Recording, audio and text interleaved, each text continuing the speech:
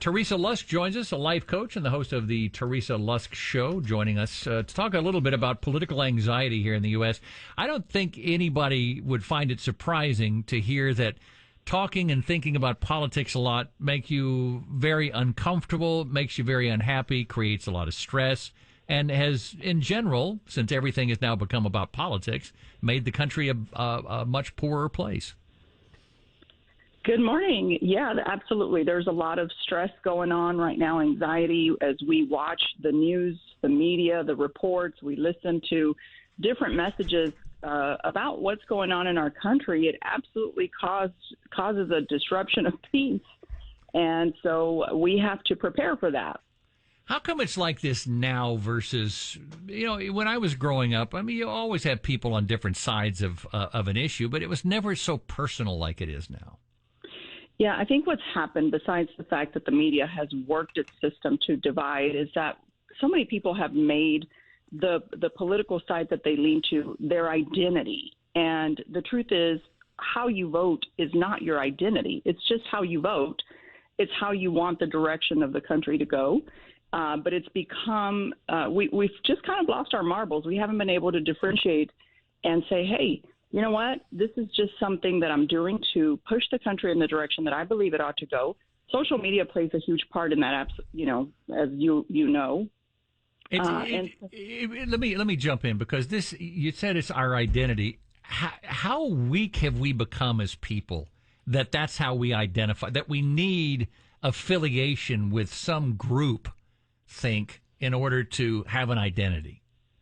Well, unfortunately, that is just human nature. We try to find that group where we can say, I identify as this.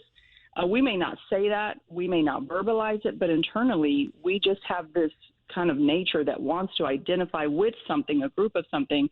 But now you put politics in the mix, and it just becomes so intensified. And then for some reason, humanity just wants to be right. So you throw in what happens on social media, and you begin to argue about these things.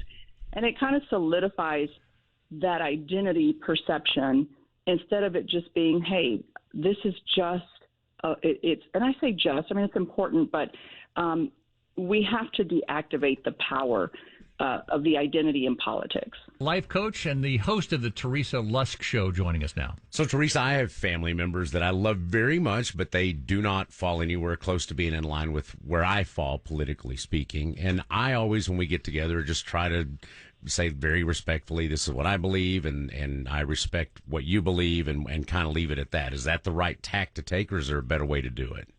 Absolutely. But, at the end of the day, people just sometimes cannot handle this normal ability to agree to disagree. I tell people all the time, I love you, but we're going to agree to disagree, and we have to be okay with that. And if you know ahead of time that these people cannot handle that kind of conversation, it's okay to say, you know what, I'm not sure that this is the best idea to have, but let's talk about something else. How's your job going?